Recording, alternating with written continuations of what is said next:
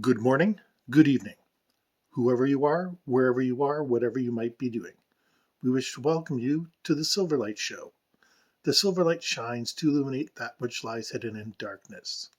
For those of you tuning in today, we welcome you in. With all the talk of another holiday season and the pandemic spreading and another possible lockdown over the holiday season, it's made me cast my mind back over a century in the past. World War I. The Christmas Treaty of 1914. It's a rather remarkable event, and it does have a direct implication on our present day.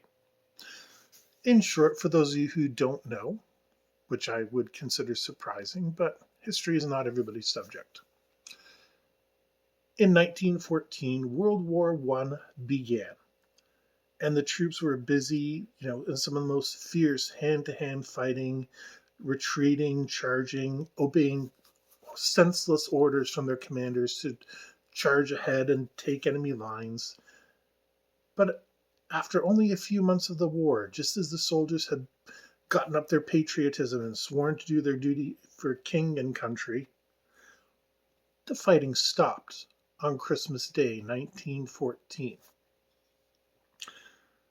There's no real concrete evidence on who started it or what exactly happened, but the entire Western Front, the Belgians, the British, the French, and the Germans, the troops just stopped fighting. They put down their guns. They would walk open into no man's land. They would help each other. They would play games together, trade cigarettes, and those who could understand each other would talk about what was going on, just as if they were meeting over the water cooler at work. It's a remarkable situation in history because it's never happened before in the same way. There were always treaties and wars, but nothing to this extent. And afterwards, it hasn't happened since. A lot of people point to the Christmas ceasefire of 1914 as some sort of victory, showing that the individuals can overwhelm the overlords. This is partially true. For a short time, they did. The problem is they didn't have staying power. For one day, they were allowed to run rampant. But on Boxing Day, the officers had all regrouped, gotten the non-commissioned officers and told them, get your troops in order. And they were back to shooting and shelling each other almost the very next day, if not sooner. This is a problem in fighting authority. You see, while a mass can arise and take a place over, like in the French Revolution or the Russian Revolution or any number of revolutions, far too often that same mass lacks direction. And this is the fundamental weakness of every populist movement. Unless you have some real grassroots support and some real sort of upswelling, you're really a bit player, a small contender. You're going to be able to rise the troops for a short period of time, but it's not going to be forever. Unions managed to do this for quite some time, but they were small, limited, organized labor strikes and labor stoppages. Troops in Vietnam were known to frag commanders that they didn't agree with. If you're not familiar with the term fragging, it means when said officer was asleep in his tent, you would roll a fragmentation grenade in and let nature take its course. After all, people were getting shot all the time. Who's to say where that grenade came from? But ultimately, that didn't change the war. There'd be another lieutenant or captain or whatever have you the next day there to impose order. The military is a little bit of a different animal than the civilian world. But we've seen the same thing happen. During the G20 summit a couple of years ago, people did riot for one day, and the next day, what happened? The police were there ready with tear gas. In some countries that don't have as good law and order, like, for example, Iraq and Afghanistan, the government troops were not able to rally and gain control. They kept getting pushed back and pushed back, demoralized, and ultimately they had no choice but to surrender. But in the Western, educated, industrialized, rich, democratic nations, we all have a very strong police force, one close enough to rival so-called police states. Soviet Russia and fascist Germany were both known as police states, but neither one of them had the sheer surveillance potential that we regularly walk around with on a daily basis. And that's one of the reasons that our leaders are so good at what they do, because they're more in touch with the people. When you're a dictator, it's kind of easy to sit back and say, I am the state. L'État, c'est moi. But when you're a populist, you got to keep your finger on the pulse of what the people are thinking. Enough beer, enough television is going to keep the population mostly sedated. And if you have enough police running around, you'll keep the population mostly quiet. They were able to impose their will simply because in 1914, the officers could walk up and shoot you for any given reason. Now, one of the theoretical rights and freedoms that we have in the present day is the right to due process. That means a cop can't just kill you on the spot. He's got to bring you in, you've got to have your day in court, etc., etc. You get your chance to defend yourself. The problem is the people back then had those rights as well. Rights are not a permanent thing. You don't have any natural rights under the law. As much as you might think you do, you have to get to a courtroom in order to apply your rights. In the real world, you can bark off to a cop all day long about what your rights are. He can still shove you in the back of the cop car and take you downtown for whatever reason. Whether you're a peaceful protester, whether you're a violent protester, whether you're just mowing your lawn. Your rights don't matter until they matter.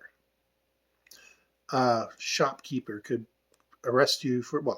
detain you for shoplifting and wait for a few hours before calling the police, leaving you where it's cold and miserable without heating.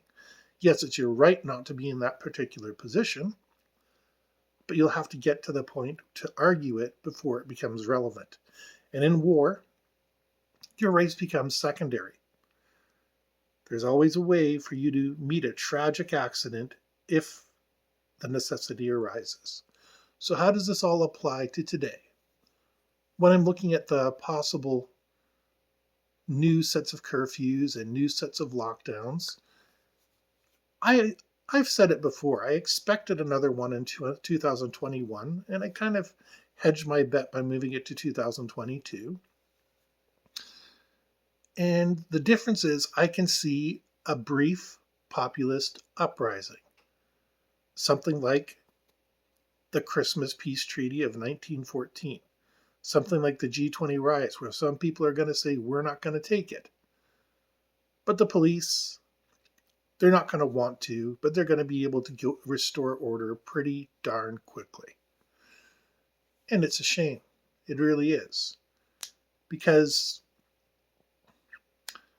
we do need to get rid of this virus. I'm not denying the virus is real. I'm not one of these, what was it the Pope called it? Vaccine D. Oh, he had a fantastic word for it. I'll be doing another show on that later. But the actual population is very well controlled. So while we might not like another couple months in lockdown, chances are it might happen. I've already told the 9-year-old when they go to school tomorrow, give the teacher the present now and get all the stuff that they want coming back, because just in case somebody decides to pull the trigger on a lockdown, we're going to have everything we need. It's just me being paranoid, but it's also me being smart. After all, it's happened before. it'll probably happen again. And it's probably better for everybody concerned to start going back to being the gray man. Yes, we don't like lockdowns. No one is sitting at home saying this is the best thing ever, unless they're really rich and they can get everything possible delivered to their door.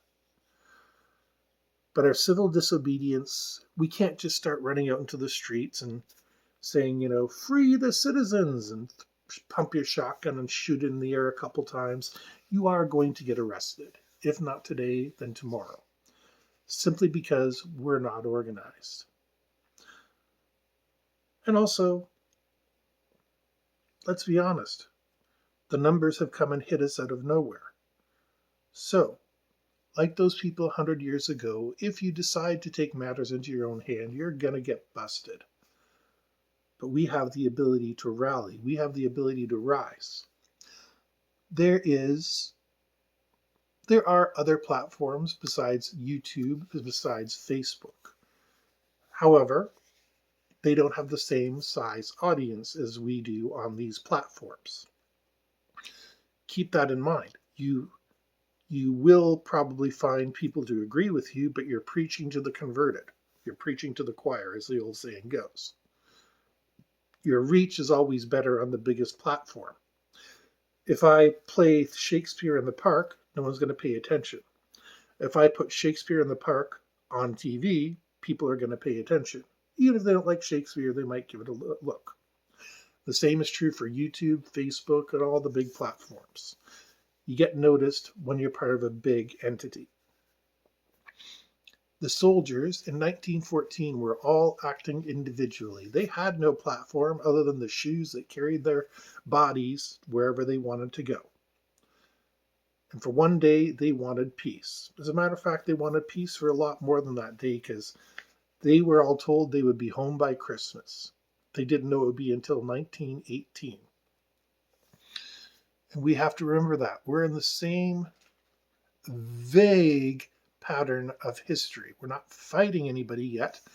But isn't it very strange that while there's a virus going around, all the world's militaries are shaking sticks at one another? It's an odd time to be trying to pick a fight, especially when your industrial base is paralyzed. Or maybe it's the exact right time to pick a fight. If they have to mobilize everybody, then they can call off the curfew or order people to do all sorts of things. We're in the same spiritual parallel as we were back then. And as somebody said before me, and I will say it again, history doesn't repeat, but it rhymes. We wish to thank you for joining us for the Silverlight show today. If you enjoyed this, please hit like, share, subscribe, buy the merch, which is the book link in the links down below, and we hope you have a fantastic day.